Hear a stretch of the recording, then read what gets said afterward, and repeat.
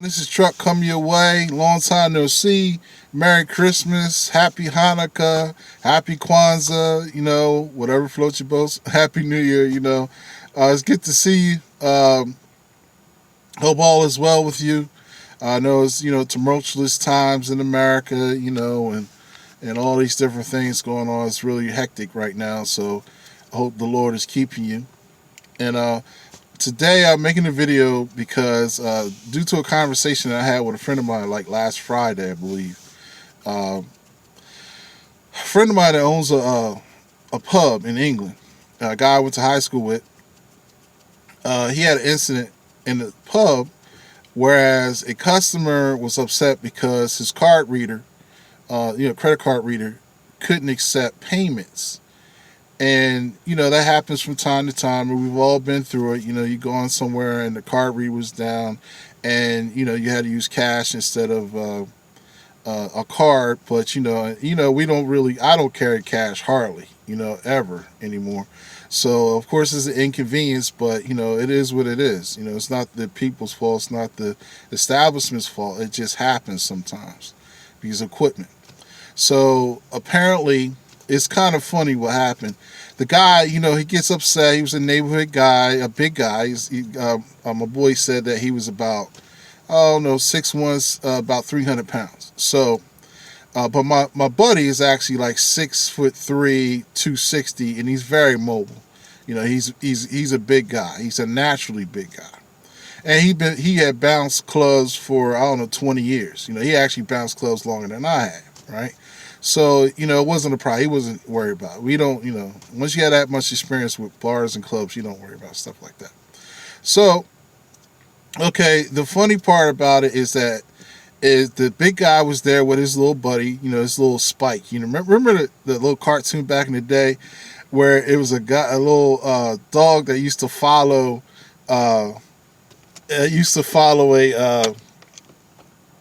a big dog named Spike. And Spike would be like, I'm sorry, I had to adjust my charger on my phone.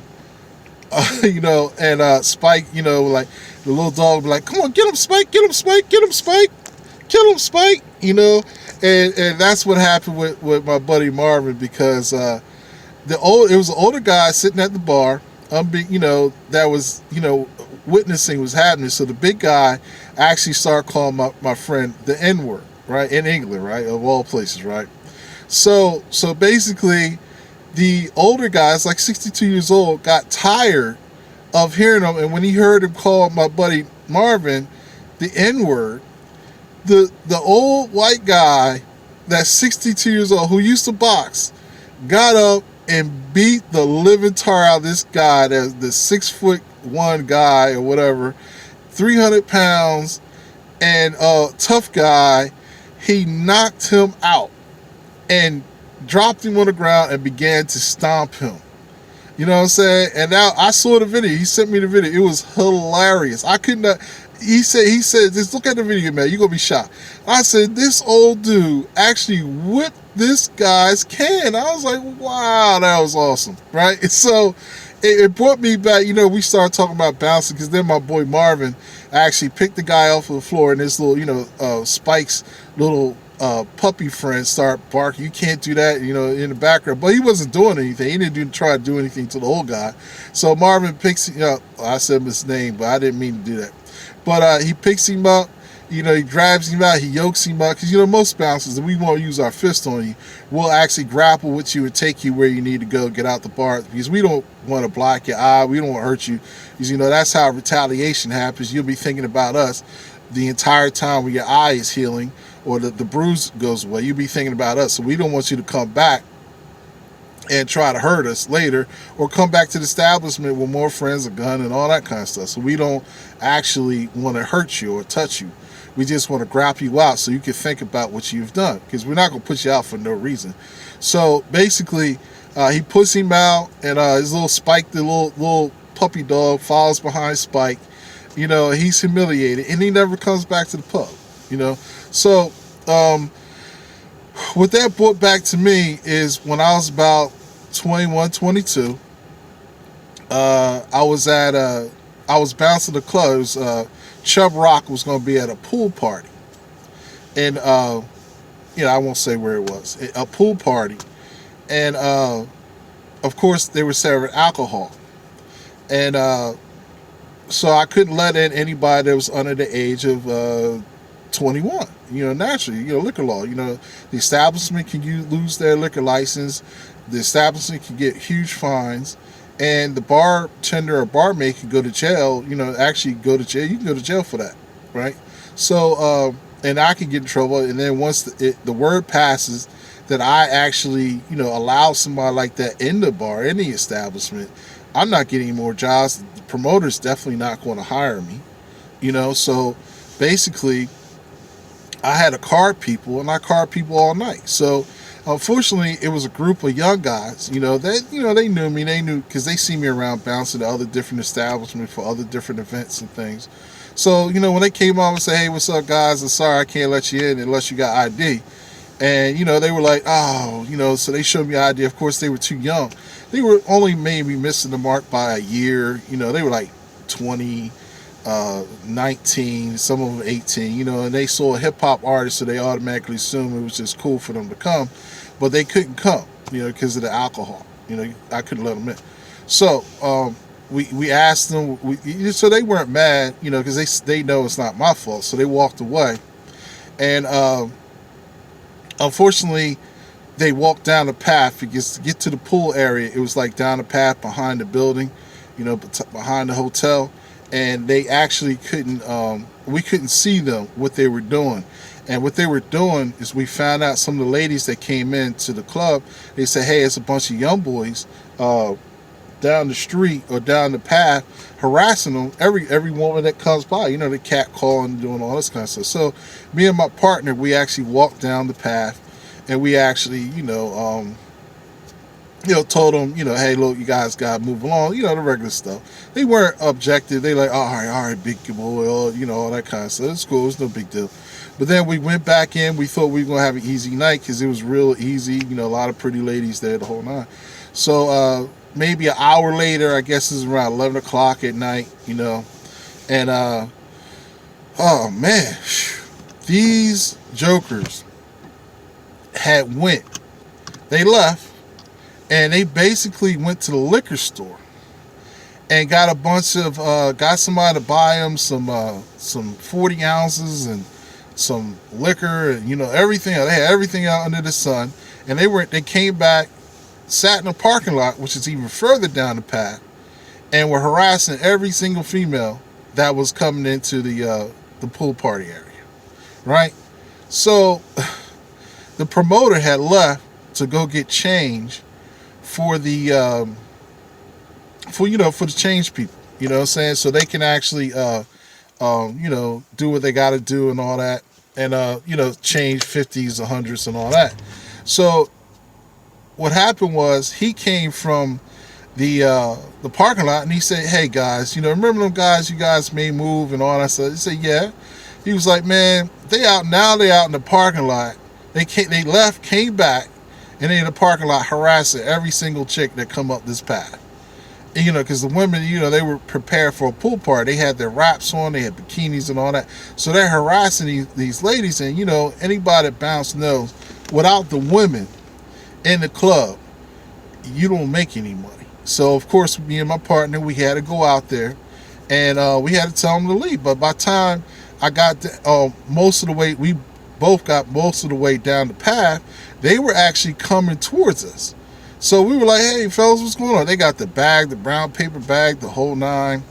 And they're like, "Oh, man, we were just trying to, get to see if we can get in." Or, "Hey," well, I said, "I told you, man, F that, man, too many fine girls and all that up in there." I was like, "Look, man, y'all got to roll. You can't stay in the parking lot. You can't be here.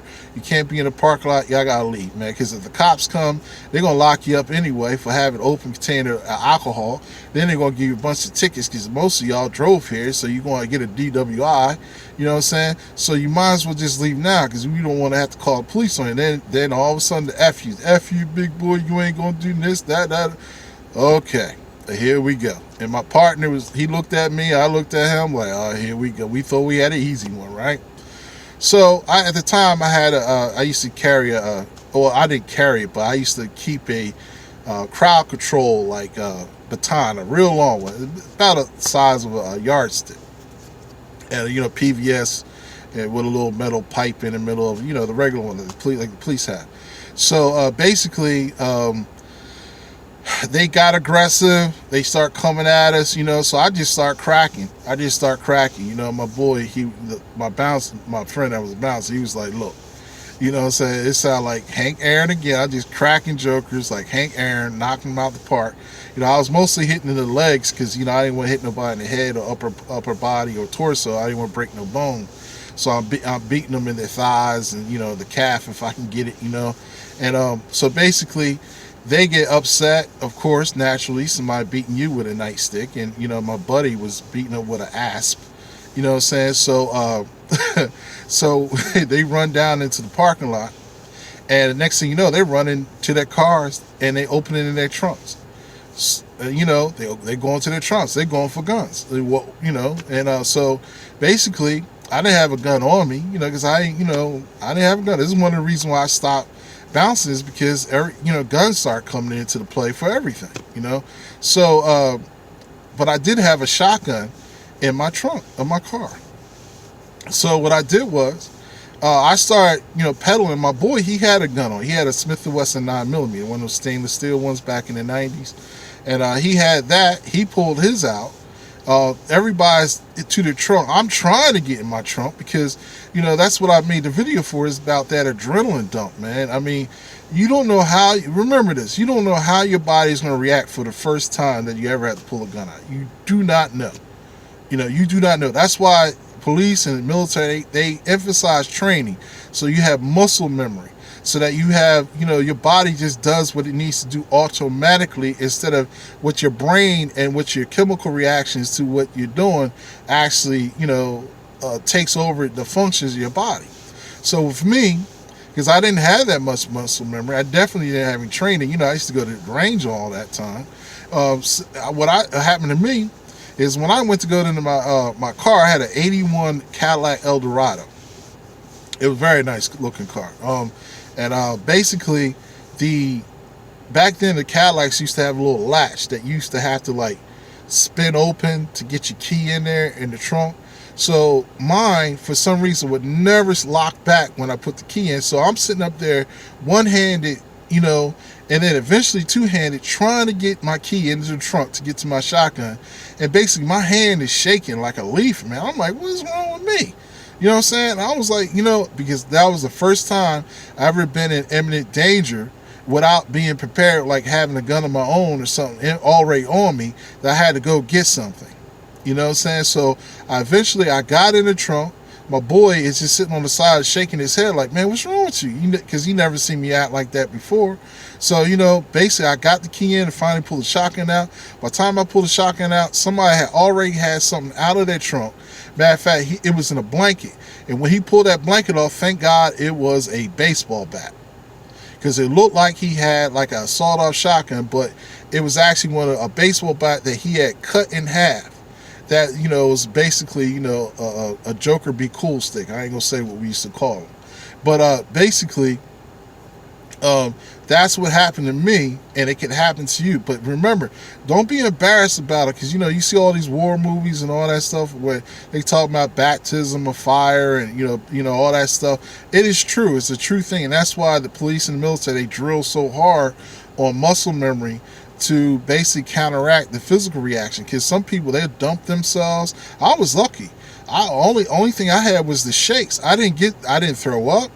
I didn't dump myself. I didn't, pee myself. I didn't faint. Some people faint. I was very lucky, you know what I'm saying? So every time after that, I call that my baptism of fire, because every time after that, I never had a problem ever going to get a gun or pulling a gun. Well, I never had a problem pulling a gun, when I needed to. But, but that was the very first time I ever had to go after a gun, pull a gun out on somebody. Matter of fact, yeah, that was the very first time. I never had to pull a gun out on anyone. And it was at 22 years old. Yeah. But I never had a problem. Yeah. It's so long ago. I'm 51. So I can't remember if I had to do something before that or something after that. That's how foggy.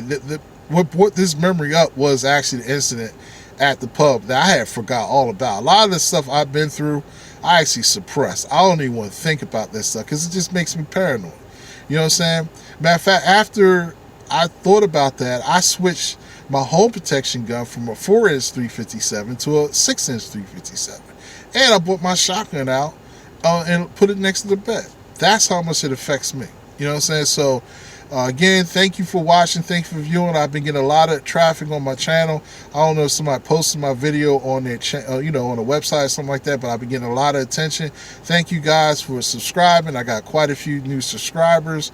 I get some hate, a lot of it's unfortunately there's some internet trolls and hate just because I'm, whatever. They don't like the fact that I'm making videos as a black dude. And that's the only thing I can figure it out. Because, what am I saying that would make some of these guys mad? I can see having differences of opinions, but it's obvious that some of this stuff is just basically race related. But I know my subs ain't like that. Because y'all show me nothing but love, and I love you back, and thank you for subscribing to my channel. This is Truck. I'm out. Peace.